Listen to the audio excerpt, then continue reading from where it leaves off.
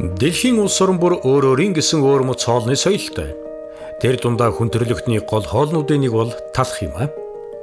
Эртний хүмүүс буудай гүртэрэ чигээр нь хэрэгэлдэг байсан бол улмаар чулуун дээр няцлан усанд хийж зутан маягийн юм иддэг байсан гэдэг. Харин дараа нь шарах юм бол илүү амттай бас удаан хугацаанд хэрэглэж болохыг мэдснээр хүн төрөлхтний түүхэнд хамгийн анхны талх үүсч байжээ. Онцог үлэрсээр талхны соёл хэлбэр дүрс улам өргөжиж, дугуй, зөөвөн, дөрүүлжин, урт гэх мэт олон төрлийн бүтээгдэхүүнийг улс орн бүр өөрийн онцлог тааруулан хэрэглэж байгаа билээ. Харин талх нарийн боовны энэ түүхэн цаг хугацаанд монголчууд мөр зэрэгцэн алхсаар иржээ. Түүх гэдэг бол өнөөдрийн байгаа бидний үр дүн гэдэг те. Өнгөрсөн хугацаанд одоо бүх талх чихрийн төлөө одоо Монгол улсынхаа иргэдийг эрүүл хүнсээр хангахын төлөө ажиллаж исэн талх чихрийнхаа комбинаттай талх чихрийнхаа одоо үйлдвэртэй нэгэн зорилгоор нэг чигт харан ажиллаж исэн нийт ахмадууд үе үеийн одоо ажилчид те өнөөдөр ажиллаж байгаа залуучууд энэ бүхэн маань одоо бидний одоо өнөөдөр байгаа үр дүн юм.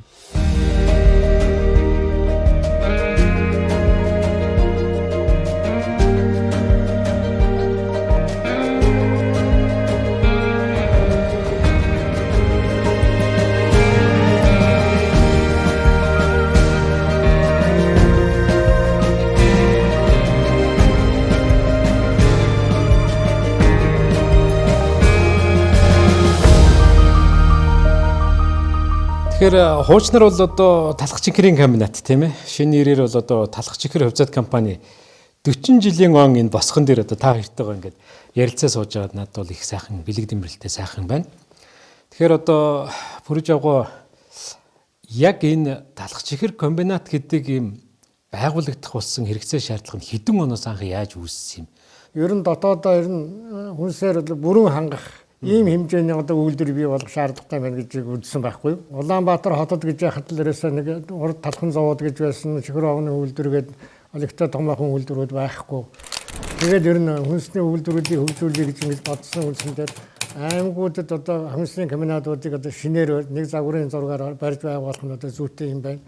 Улаанбаатар хотод байхдаа ерөөсөө энэ улсынхаа хэрэгцээний чихэр жигнэг гоймонгаар одоо бүрэн хангах хүчин чаддаг юм уу одоо талхаар одоо бүрэн хангах хүчин чаддаг томоохон одоо юм үйлдвэрүүдийг ерөөсөө барих хэрэгтэй байна гэж ингэж ихч бодоод асуудлыг бидэн боловсруулад яамныхаа коллегоор оруулаад 15 жилийн хугацаанд бидний хүнсний нэг 20-од үйлдвэр шинээр барьж байгуулъя гэдэг ийм концепт гаргаад тэгээд энэ асуудлаа бүр яамныхаа коллегоор дэмжүүлээд тэгээд төлөвлөгөөний хамсад дотор юмнууд нь танилцуулаад зураг төслийнхаа юмнууд нь ийм шаттай байх нь ингэж хэлгүүлээд тэгээд энийг ерөөсөө бүгд турлын хэмжээнд авч хэлсэж бүр тэгжээж энийг чинь шийдэхгүй бол наан чи бодно энийг шийдэж чадахгүй юм байна том асуудал гэж хэлээ. 1979 онд Монгол зөвлөлтийн засгийн газар хоорондын комиссийн хуралдаан Улаанбаатар хотод болох ээлжид жил байлаа. Энэ үед засгийн газар хоорондын хуралдааны шийдвэрт талх чихрийн комбинатыг зөвлөлт холбоот улсаар бариулах тухай ярилцсан байдаг. Тэгээд бүгд турлж болсон.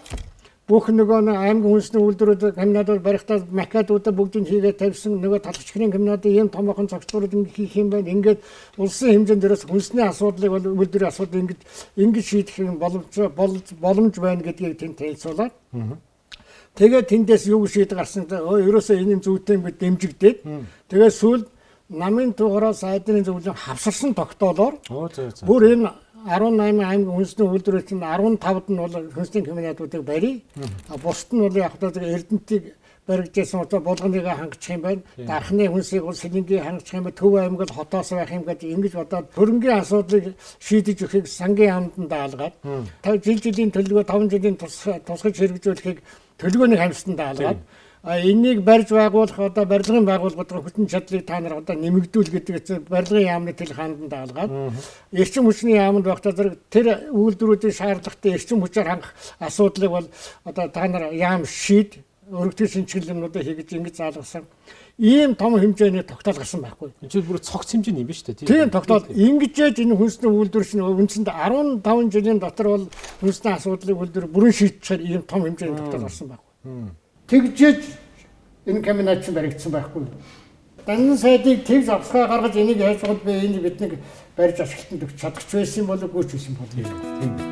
Улаанбаатар хотыг талхаар найдвартай хангах, улсын хэмжээнд чихэр, жигнэмэг, гомин зэргээр хангаж чадах үе үйлдвэрлэл нэмэгдүүлэх шаардлагатай хэмээн Козерва ахлагчтай баг Улаанбаатар хотод ирэн холбогдох судалгааг хийсэн байдаг.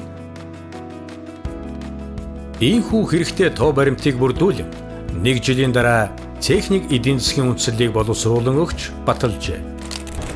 Талх чихрийн комбинатыг түлхүүр хүлээлгэн өгч юмар Эрдэнэт хотыг барьсан Воронович захиралтай Медмолибит строй трест барьж өгөх болов 3 жилийн дотор сот 2, сот 3, сот 1 барилгын трестийн туслан гүйцэтгэгчээр ажиллаж байсан 1000 гаруй барилгач 2 ээлжээр ажиллаж талх чихрийн комбинатыг 1984 онд ашиглалтанд оруулж өгч байжээ.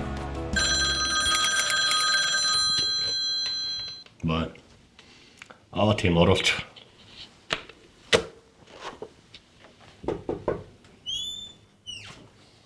Зор. Яасууч. За нөхөр минь. Энэ камерыг барих ажлыг анх санаачилж зөв төсөлд оролцсон дадлаг туршлагатай хүн гээд яамнаас санал оруулсан. Таныг чадна гэдэгт намын төвөөрөө итгэлтэй байна. Баяр хүргэе. Сайн ажиллаарай.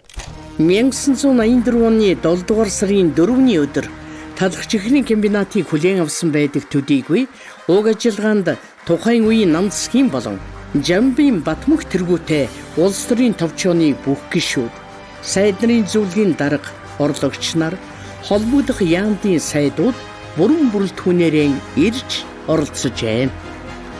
Комбинатын бүрэлдэхүүн 90 тонн талх үйлдвэрлэх хүчин чадал бүхий талхны үйлдвэр, урт, хөндөй болон богино хэрчилтийн 20 тонн гоймон үйлдвэрлэх хэсэг, жилдээ 1500 тонн чихэр, 200 тонн жимсний чанмал үйлдвэрлэх хүчин чадал бүхий чихрийн үйлдвэр багтаж байлаа. Мөн жилдээ 15,000 тонн төрөл бүрийн жигнэмэг, нарийн бов, өрмөнцөр, бялуу үйлдвэрлэх хүчин чадал бүхий үйлдвэр, жилдээ 5 сая хайрцаг үйлдвэрлэх чадалтай сав, баглаа боодлын үйлдвэрийг хамтд нь хүлээн авсан байна. Ингээд талх чихрийн комбинат 1200 гаруй хүний бүрэлдэхүүнтэй ажиллаж эхэллээ. 5 үйлдвэрээс тогтож байгаа шүү дээ. Талх чихрийн комбинат чинь түүний үндсэн чихрийн үйлдвэр, талхны үйлдвэр, жигнэгийн үйлдвэр, гомингийн үйлдвэрийн технологийн талаан, технологийн төлөвлөгөө, жор энэ бүгдийг бол тэр үйлдвэрлэл дээр хуваарлагдаж очсон технологичд эхнээсээ бэлтгэж тэр бүгдийг боловсруулж эхэлсэн. Ингээд аймагуудад хүнсний комбинат баригдаж, Улаанбаатар хотод талх чихрийн комбинат, сүүний үйлдвэр баригдсанаар тэдгээрт ажиллах олон арван дээд мэргэжлийн инженеруудыг гадаад дотоодын их дээд сургуульд сурган, техник мэргэжлийн сургуулиудад олон 100 мэргэжилтэй ажилчдыг бэлтгэж, боловсон хүчнээр хангаж чадсан түүхтэй. За би 83 онд Зөвлөлт холбоот улсад Ростов-на-Дону гэдэг хотод их сургуулийг нийгмийн сэтгэл зүйчээр төгсөөд ирж байгаа. Тэгээд хөнгөн улсын яамнаас талх чихрийн комбинатад сургалтын инженерээр орчноо гэж томилд авч очиж яажсан байхгүй юу? Тэр үечнөө болсон хүчний асуудалд төрөөсч системтэйгээр бодлоготойгоор айгүй төлөвлөгөөтэйгээр тэгж хүмүүсээ бэлтгэжсэн. Дотоодын бас техник мэргэжлийн сургуулиас гадна техникийн их сургууль гэж байна шүү дээ. Тэнд их сургуулийг бас инженер, механик, сантехник гэдэг бас мэргэжлийн технологи центрууд бас дотооддоо үйлдсэн шүү дээ. Талх чихрийн комбинат гэдэг чинь улсын хэмжээнд ганцхан зөвлөлтийн юугаар баригдсан, тусламжаар баригдсан. Одоож улсын хэмжээнд ганц.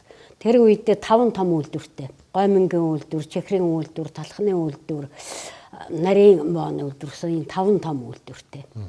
Инженер техник ажигчид нь болохоор дандаа гадаад төгссөн. Оросд. За ажилчид нь гэхээр Темс төгссөн. Тэгээд тэр сургууль төгсөөг нь би л байгаа. 8 төгсөөл ирсэн. Бид нар тэгэхэд сургуулаа төгсөөд төгсөлтөөр шууд хуваарлагдаад ирж ирсэн. Талхны үйлдвэрийн 5 шугам дээр бид нар талхан үйлдвэрлэдэг байсан. Тэр үед чинь Улаанбаатарыг тэр чигээр нь талхаар хангадаг байсан учраас 5 шугамнаас зэрэг ингээл талх гараад ирэхээр зүгээр өглөө нар шаргалж байгаа юм шиг л ингээл нэг сайхан санагдаад үнэр нь хаа холоо сангалаад их сайхан байдаг байлаа. Яг сургуулаа төгсөж явахдаа Үйлдвэрээс уншсан. За. Тэгээд одоо ийм үйлдвэр шинээр байгуулагдаж байгаа. Тэр шиг хүүхдүүдээс нь болохоор гой чихэр ихний гэж бодож байсан тий.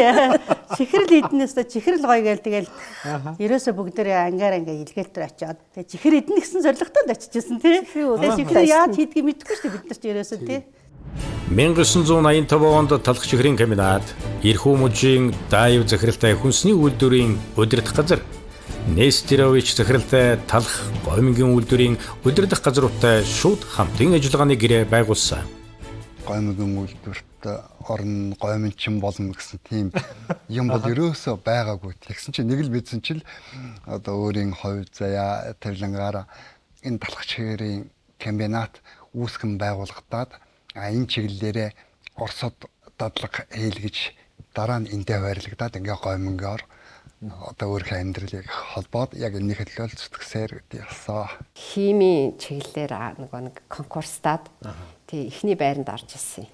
Тэгээд хойр амлах болсон чинь яваад орсон чинь надад хамгийн ихэнд нөгөө санаанд орсон юм талах чихэр гомингийн үйлдвэрлэлийн технологи мэрэгчил тий чихэр гэдэг үг надад айгаа гой санагдаад насаараа л гой чихрэн дотор амьдрах юм байна гэж бодоод тэгэл би ерөөсөө энэ мэрэгчлийг шууд сонгосон.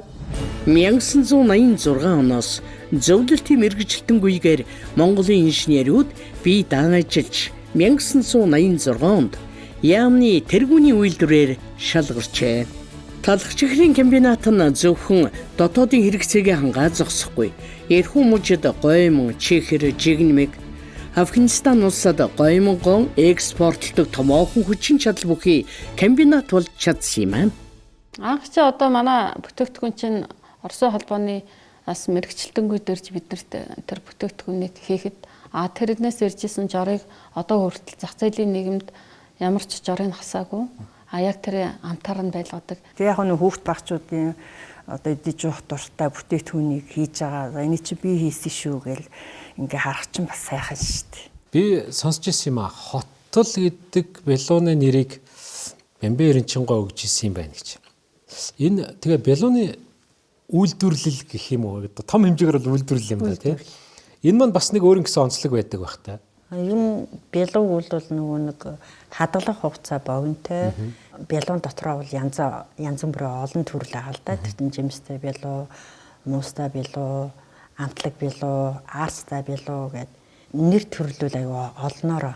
Тэгэхээр зэрэг ер нь хүмүүст одоо таалагдсан энэ беллог нэг удаа авч идэ болчих биш. Одоо дахин те энэ яасан амттай болов үүсэм чанарын хувьд энэ яг ямар компани үйлдвэрлэж байна гэдэг хүмүүс одоо санаанд нийцсэн тийм л одоо беллог үйлдвэрлэхийг бид нэр хүсч зорж ирсэн. Одоо тэрийгээ бас бид нар бас биелүүлээд ууршилж байна. Одоо үеийн дадлах чихрийг бүтээхэд бидний үеийн хүмүүс үнэхээр сэтгэл зүрхээ гаргаж ажилласан бидний хийсэн бүтээгдэхүүнийг ам чанарын алдалгүй олон нэр төрлөөр үйлдвэрлэж байгаадаа одоо бахархаж явдаг талхах чихрийнхээ ажилчдад.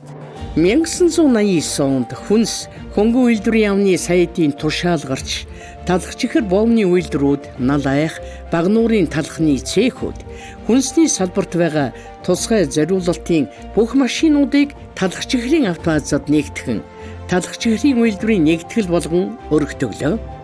Энэ үеэр 100 автомашины дулаан гараж, 150 автомашины халаагууртай зогсоол, 30 автомашины засварын 2 давхар конторын барилгатай автобазын барилгыг талхах чихрийн комбинатын хөрөнгөөр барьж ашиглалтанд оруулж авлаа. Ерөөсөл машинаас буулгаад дуусахад талах байхгүй байх гэдэг байсан шүү дээ. 15 минут талхаггүй болтсон байхад хотын намын хороон дээр ядамсрын дараах битэр дуудагч. 15 минут тасалсан гэд талах байхгүй байсан. 43 дугаар дэлгүүр улсын их дэлгүүр хоёр чинь 8 машин талах авдаг байсан. Нэг машинд ч одоо 1 тонн талхал ордог. Тэрнээс илүү ачихгүй. Дандаа нэг мотор латгийн дээр тавиад аччихдаг байсан. Одоотой адилхан ийм цэвэрхэн сабаглаа бодлоо байхгүй. Чи одоо атар талах болцоо. Атар талах л бол. Талхаггүй байлгахгүй гэдэг хэвгүй гэдэг нэг 85 мөнгөний нэг талах загсан талах байдаг байсан. Тэрнээс дунд нь шиж 2-3 зугаар нь хийж цагийн саат болж ирдэг байсан. Талхахтай байлгах. талхны үйлдвэрлэл гэж бодох чинь ерөөсө тасралтгүй ажиллана шүү дээ. Ерөөсө ганцхан одоо улсын хэмжээнд бол ер нь цахилгаан тасрах юм бол ямар хэмжээний хохирол учрах вэ гэдгийг бол бид нь эрчим хүчний нөхцөл дээр сайн мэдрүүлж өгсөн л дээ. Тэр яаж мэдрүүлсэн гэхдээ зэрэг 4-р цахилгаан станц ашиглалтанд орчоод сайн жигдэрч өгөхгүй. Цахилгаан тасраад явах юм бол тэр эсэлтийн процесс чинь ерөөсөө юунаас хамаарахгүй тэр чинь өөрөө эсээс сагаал нөгөө гурилч нь одоо хэрэггүй болно шүү дээ. Тэгвэл зэрэг тэрийг яах вэ гэхдээ сагсан тэр гурилч нь дээдлийн одоо тэр бункерний том агрегатуудад тэрнээс ахуулаад доотлын бүх шугамудаар байгаа бүгдийг чинь нөгөө зурам гэж яах вэ эсээс сагаад бүгдийг нь гаргах хэрэг гарнаас. Тэгээд гаргах чинь одоо 3 давхрыг чинь тэр чигээр нөгөө цахилгаан тасрах гэж байна шүү дээ. 2 давхрыг чинь тэр чигээр зурамгийн далаа тарж байгаа. Тэгээ бүх нөхдүүдийн урьж асраад цахилгаан тасрахтаа зэрэг ямар хэмжээний одоо юу хохирол учрыг та нараа мэдж байгаа бүгдийг нь үзүүлээд нүдээр нь үзүүлээд нөгөө зуурамгаа зүүж байгаа юм чи ингэж харуулад одоо энэ процесс нь яг хөөхтэй зэрэг дахиж эхлээд цахилгаан эхлээд ихтэй зэрэг бүтэн одоо 10 хэдэн цагийн дараа л эсийн бүтээгдэхүүн шиндэ гардаг ийм одоо хэмжээний байдаг гэж хэлгээд тэрийг үзэж харсны дараа энэ чинь талхны үйлдвэр гэдэг чинь ерөөсөө бусад үйлдвэртэй адилхан юм байна. Бусад үйлдвэр ядгийн зогсчд ядгийн тэгээд цахилгаан хэрэгтэй зэрэг ойдлоо хийгээд явчихна. Ари ширүүл ширээ хийгээд явчихна. Энэ чинь өөрөө технологийн тийм хатуу одоо нөхцөлтэй үйлдвэрлэл байдгийг ойлгуулсан. Тэрнээс хойш одоо ерөөсө талхны үйлдвэрийг цахилгаанаар тасалж болохгүй гэдэг нэгдүгээр категорид оруулж авсан байхгүй. Тэгэхээр энэ стандартыг барьж явна гэдэг бол бас амаргүй байх гэж би бодоод байгаа. Тэр тал дээр та хоёр маань юу гэж боддог юм? Бүтээгдэхүүн үйлдвэрлэлээ явцад одоо алтар талах яг хэвээрээ гэдэг бол үнэхээр одоо манай хэрэглэгчид бол мэднэ ард түмний хүнстэй. Түүхийд одоо гаднаас хүлээж авахаас ахуулаад манай лабораторич бүх түүхийдүүдээ орж ирж байгаа шинжилгээ хийн, баримт бичгийн шалгалт хийгээд өөрсдийнхөө хэмжээнд бол одоо лабораториор шинжилгээг яг үйлдвэрлэлд хэрэгтэй гол үзүүлэлтүүдээрээ шинжилгээгээ хийгээд авна. Үйлдвэрлэлээ явцад болохоор үйлдвэрүүд бас өөрөө технологийн гормоо хяндаг лабораториудтай чихэр жигнэмэг гомон талхны үйлдвэрүүд бүгдээр лабораторид тэр чанарын албанд ч 20-аад лабораторийн ажилтнтай хиймжил лаборант тэгээ 20 гаруй чанар шалгагч байдаг. 1992 онд засгийн газрын ээж туралдаан ерөнхий сайдын орлогч засгийн газрын өмч хөвчлөлын комиссийн дарга энэ вишийн өмч хөвчлөлын ажлын байдал цаашдын зорилтын тухай сонсголыг авч хэлэлцэн 1991-ээс 92 оны өмч хөвчлөлийн дүнг гаргаж 1993 оны хөвчлөлийн хөтөлбөрийг баталсан байдаг. 1991-ээс 1992 онд хөвчлөл зохих хөрөнгийн 71.5% хөвчлөгдсөн байна. Энэ дунд талх чигрийн комбинат мөн багтаж байсан юм а. Ингээд ерөөсөө нэг хөвчлөл эхэллээ шүү дээ. Тэглээ. Хөвчлөл эхлэхдээ зэрэг эхлээд ерөөсөө энийг талх чигрийн комбинатыг ерөөсөө хөвчлөнө гэдэг асаа ярихдаггүй юу? Ярихдагтаа зэрэгс ингээд бүх үйлдвэр 5 үйлдвэрийг тавуулангийн салгаад хөвчилж. Талхныхээ нэгийн чихрийн жигнүгийн ингээд. За энэ чинь ерөөсөө талх чихрийн үйлдвэр гэдэг чинь ерөөс нэг цогц юм. Адилхан одоо хүнээр байх юм бол яг л ийм цогц. Одоо нэг толгойтой, нэг зөрөгтэй, дөрвөн мөчтэй. Тийм босод эргэнтэнтэй ийм адилхан үйлдвэрийг та нар өнөөдөр толгойг нь аваад яг та зэрэг хүн энэ амьдрахгүй шүү дээ. Энэ үйлдвэр чинь тийм юм байхгүй. Тэгээд энэ чинь ерөөсөө болохгүй юм байна гэж бодоод тэгээд энэс ерөөс салгаж болохгүй юм байна гэдэг асуудал тийм тавьсан байна. 11 сарын орчим бидний юуны хөвчлөл болсон. Тэгэхэд юу болсон гэхдээ зэрэг бүх үйлдвэрүүд нь хаагдсан. Бүх энэ дээр байсан дээр 1700 ажилчид гудамжинд гарсан. Хөгшин цуцтай яриад л энэ нөхдүүд Оюнбаатарын төр дээр яриад манай инженер техникийн нөхдөө уулзч яриад одоо захирлаа ингээд ийм болсон шүү нэг хөвчлөл ингээд авцсан бядн бүгдээр гудамжинд гарсан хэцүү байна. Та хөрч ирээч энэ төр гэдэг. Тэгээд яасан хүрээд ирсэн чинь Оюнбаатар тэгээ хөвчлж авсан л гэн. Тэгээд ингээд аваад ирэх чинь одоо үнэхээр одоо нүд талхимаар байсан л да. Одоо ийм бүрэн зогссон хэдэн ажилчдад бүгдээр гудамжинд гарцсан хөлдөөс болцсон юм байгаа нөхцөлч одоо ирнэ. Тэгээд бодлоо. Олон одоо 1000 ажилчдын цаан чинь одоо 1000 гаруй ажилчдын байхад нөгөө хүүхдэд ингээ хайны өвлөстөнд 6000 гаруй хүний амьдралын асуудал юм байж байгаа. Тийм үү? Миний хүүхдүүд яг 4 хүүхэд байж байгаа. Тэгэхээр цаана 6000 хүний амьдралын асуудал байж байгаа. Энийг ерөөсөө ингэж яахгүй бол одоо хэн намайг болохгүй бол болохгүй гэж бодоод тэгэл орсон доо. Тэгээд орохдоо явтаа зэрэг одоо дахиад ихнээсээ тийм. Гэхдээ энэ бол талх чихэр компани уналт байгаагүй. Өнөөдрийг бүтээх бат бөх суурь болж 2003 оноос хойш инновац, хөрөнгө оруулалт, өөрчлөлт шинжилтийг эрчимтэй хийсэн бөгөөд хэрэглээний шин соёлыг нэвтрүүлэх, таниулах ажлууд ч эрчимтэй хийгдэж ирсэн билээ. Ганцхан талхны үйлдвэр ажилдаг босоо чихэр энэ төр бол гаднаас элсэн чихэр авдаг болохоор айгүй тийм хүнд хэцүү үн өртөг их болж байгаа.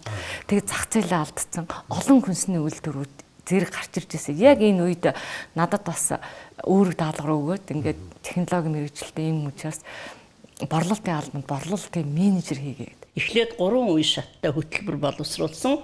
За тэгээ хамгийн түрүү ер нь талхны үйлдвэр, нарийн баавны үйлдвэр хоёрын шинжилгээг хийя. Гэдгээд мэдээж судалгаа хийн. Одоо сүүлийн үед гарч байгаа ямар технологи нь зүгээр юм, мэдээж одоо аль нь манай тохиромжтой юм, хэрэглэгчид юу хүсэж байгаа юм. Тэгэхээр ер нь хамгийн гол юм чинь хэрэглэгчид юу хүсэж байгаа. Энэ судалгаан дээр л үндэслэж шинжилгээг хийж эхэлсэн дээ. 1984 онд хуучнаараа Зүйл холбоот улсын техник эдийн засгийн тусламжтайгаар баригдсан талх чихрийн комбинат 2004 он гэхэд Европын холбооны техник тоног төхөөрөмжөөр иж бүрэн шинжилэл хийсэн байдаг. Одоо манайх бол анх бол тэр хөрөнгөтэй өтгөн хөрөнгөний аргаар гээд дараа нь шингэн хөрөнгөний аргаар гээд дараа нь одоо тэгээд өстой ус гурлыг эсгээд тэр багет гэдэг шугамыг Францаас оруулж ирж. Тэр бол гайхамшигтай технологи байсан. Тэгээ өшөө үйлдвэрлэж байгаа бүтээгдэхүүн маань чанартай болж дээрээс нь нөгөө хөдөлмөрчдийн хэрэглээний хэмжээгээр үйлдвэрлэж байгаа учраас үйлдвэрлэж байгаа нөгөө хэмжээ хүртэл одоо маш их оролцсон. Ингээл гар нэг хөрөөд авахгүй юусоо тэгэл ингээд юмнуудаа хараад конопо тохируулаад ингээд зогсцоож байгаа. Монгол улсын талх гурилан бүтээгдэхүүн үйлдвэрлэлийн салбарт зүссэн талх худалдаж авна гэдэг ойлголт бидэнд огт төрж байгаагүй төдийгүй анхны зүссэн талх Мишельтэй ийхүү танилцсан. Тэгэхээр бид нартай үргэлж хамт байдаг. Нэгдүгээр хэрэглэгчтэй маш их баярлалаа. Хоёрдугаарт нь бид нартай хамт зүтгэж байсан үе үеийн ажилчид, албан хаагчид, инженерүүд, одоо үйлчлэгч хэн байдгийг бүх хүмүүст талархаж байна. Та нартай эрүүл мэндийн хамгийн сайхан бүхнийг хүсээрээ.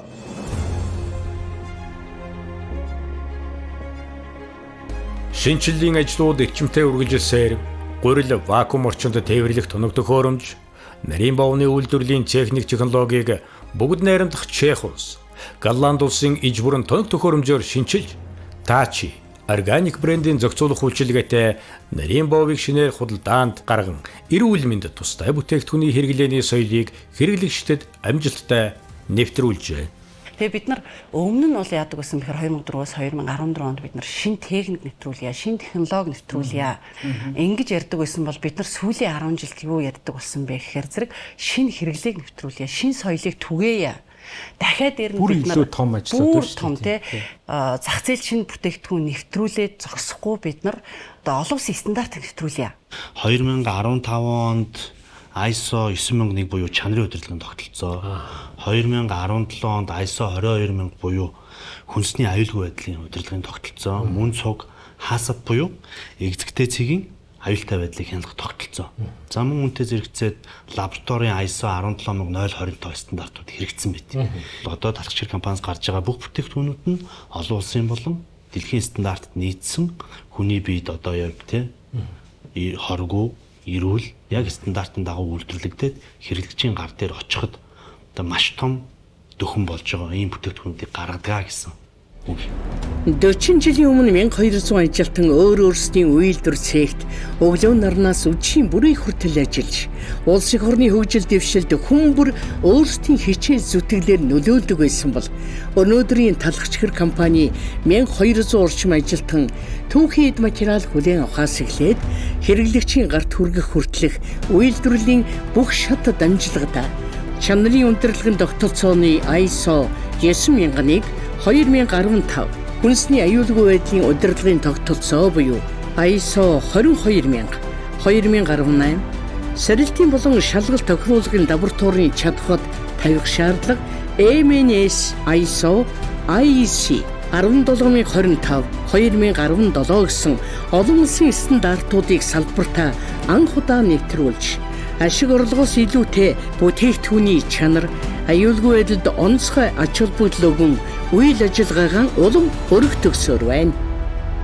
Лаборатори чанарын хэлцээ албаны нэг өдрийн ажил нь болохоор түүхийн эдээс авахуулаад эцсийн бүтээгдэхүүн гаран гартал ISO 22000 стандартыг мөрдүүлэн ажилладаг. Энэ жилээс хавьлаа 45 мянган нэг стандартыг мөрдүүлэн ажиллаж байгаа. 45 мянган нэг бол 22 мянган стандарт. Адил төсөөтэй талууд нь юу юм бэ гэх юм бол хоёулаа эрүүл аюулгүй байдлыг голчилж авч үздэг. 22 мянган стандарт нь болохоор хүнсний эрүүл аюулгүй байдлыг авч үздэг бол 45 мянган нэг стандарт нь болохоор ажилчдын эрүүл аюулгүй орчин болон ослын дэгдэл түүний хувийг бууруулахад голчлон чиглэж ажилладаг. Зөвхөн одоо ингээл техникээ сайжруулъя, тоног төхөөрөмжөө сайжруулъя, технологи одоо сайжруулъя, заалан хуучныхаа одоо бид нар жишээлхэд юу гэдгийг шин юмнуудыг бол бид нар маш олон жил одоо 10 20 жилийн өмнөөс эхлээд бид нар хийчихсэн л дээ. Анх бид нарыг одоо хүүхэд байх чатар талах бол нүцгэн л байдаг гэсэн биз дээ.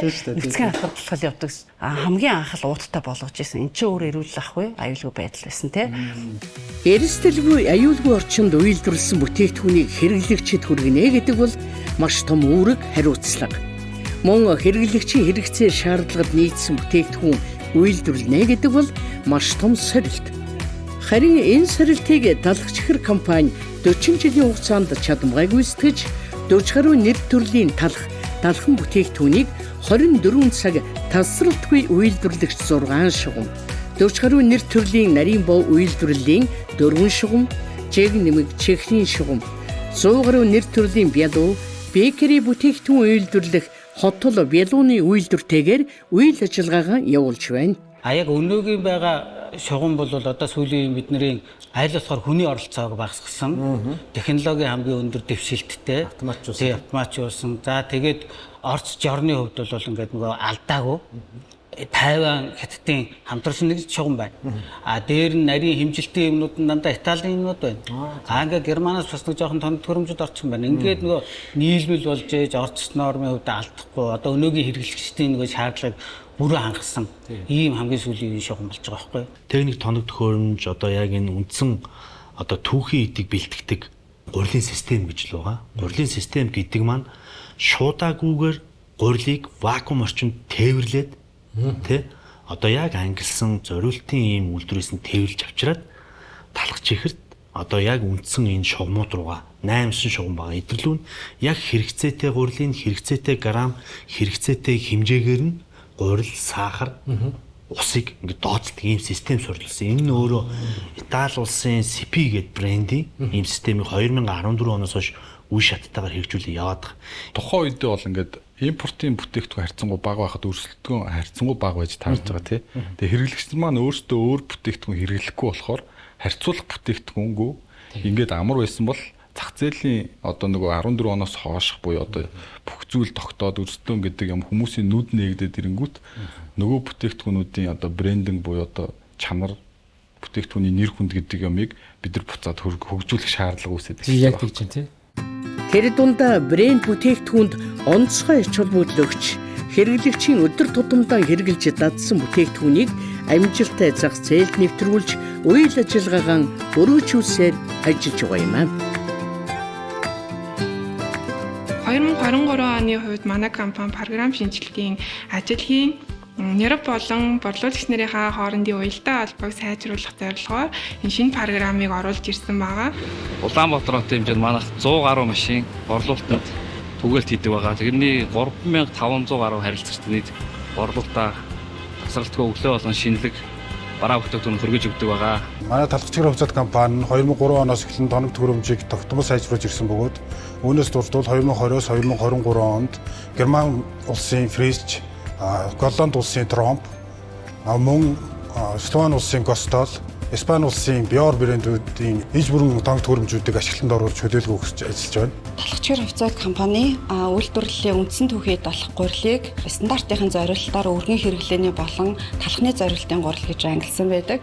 За бид нар энэ дундаас талхны зорилтын гурилыг сонгож авахын тулд хамгийн одоо эхний шинжилгээ хийдэг цэг маань бол энэ манай үйлдвэрлэлийн бол лаборатори байгаа.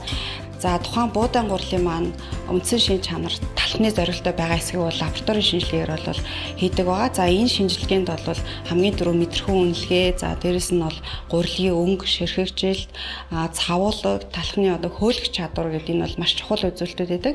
За эдгээр үзүүлэлтүүдийг бид нар стандартын шаардлагад нийцсэн байгаа хэсгийг нь бол шинжилж хүлээж аваад үйлдвэрлэлийн одоо үйл ажиллагаанд бол ороод явдаг. үндсэндээ бид нар яг гурилын хангамжаас ахуулаад эцсийн бүтээгдэхүүн хүртэлх хүний гар хүрэхгүй байх аюулгүй ажиллагаа тэр байдлыг бид нар гурилын одоо агуулгах савгүй байгууламж силос за тэгээд гурил зөөвөрлөг автомат те төхөөрөмж машин за ингээд бид нар гурилын системийг хүртэл ингээд автоматжуулаад шинжилээд хүн конопт орохтол зурагч руу гурил ороод л зурагдах хэмжээнд бид нар өнөөдөр хүргэсэн манай энэ үйлдвэр бол Балхичгэр компани нь 1984 оноос бэлэн үйлдвэрлэж эхэлжсэн. 1984 онд болохоор мастан крем болон уургийн кремийг ашиглан хотод бэлэг үйлдвэрлэж байсан бол 2019 оноос техник технологийн шинжилгээ хийж өдгөө 100 гаруй нийт төрлийн бүтээгдэхүүн үйлдвэрлэж хэрэглэгчдэд хүргэж байна. Одоо 2004 оноос хойш одоо бид бүхэн өөр газраас тэ өөрсдийн одоо нөөц болцгоо өөр газраас хайлгүйгээр тоног төхөөрөмжийн шинжилгээг хийсэн байна. Тэрийг дагаад талхач компани бол ингээд хөрөнгө оруулалтуудыг зөв хийснээ одоо үр дүнд бид бүхэн тоног төхөөрөмжийн шинжилгээг одоо Европын улсуудтай гэрээ хийгээд ингээд тоног төхөөрөмжийн шинжилгээг хийснээр нөгөө хэрэглэгчтэй бид бүхэн одоо яг тухайн үед нь тохирсон хэрэглээх одоо бүтээгдэхүүнүүдийг одоо хангаж эхэлсэн байна. Тэгээд ингээд хэрэглээний чиг хандлага өөрчлөгдөд ирэхээр тэр одоо 2 дахь 20 жилээсээ гэсэн үг шүү дээ хэрэглэгчд маань илүү одоо ая тухтай илүү амттай тийм тансаг бүтээгдэхүүнүүд мөн одоо ингээд хэрэглэхэд арай хялбар орчны одоо эрүүл ахуйг хангасан бүтээгдэхүүнүүдийг шаардах одоо эхлэл үе тавигдаад эхэлж байгаа. Тэгж байна тийм. Тэнгүүд тэрэн тохирсон талхач компани хийсэн ажлууд гэхэд нөө тоног төхөөрөмж савлгаа зүсэн талах гэдэг олон ажлуудыг хийгээд ингээд яваад 2014 он дээр ирлээ. 2014 онд болоход хүмүүс харьцангуй брэнд гэдэг юмыг ойлгож эхэлж байгаа. Компани одоо брэнд хөгжүүлэлтэн дээр хамгийн их одоо чухал байдаг зүйл бол нөгөө хэрэглэгчдээс хийсэн судалгаан дээр бас нэлээд тулгуурлаж ямар брендийг яаж гаргах уу, шинээр ямар брэнд үүсгэх үү гэдэг юм уу те. Брэнд хөгжүүлэлтэн дээр маш чухал гэж санагдаад идэг. Тэгэхээр та нар хэрэглэгчний судалгаа тал дээр хэрхэн яаж ажилладаг? Талхач чи өөрөө маш том судалгааны дата бааз байхгүй юу?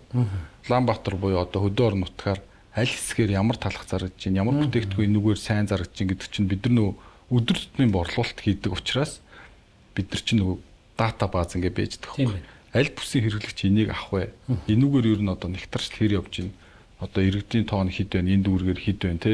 Энэ хавьд одоо том дэлгүүр супермаркетууд юу баригдаж байна гэдэг чинь бид нар тэр нөгөө өдөр тутам харагдж идэг. Ер нь практикаар бий болж идэг ийм маш том судалгааны дата бааз бий болж идэг гэсэн. Тийм байна тий. Ер нь дандаа ингээл талхач компани бол салбарт аль болох шинэ зүйлийг бид бүхэн санаачилж хийж байгаа.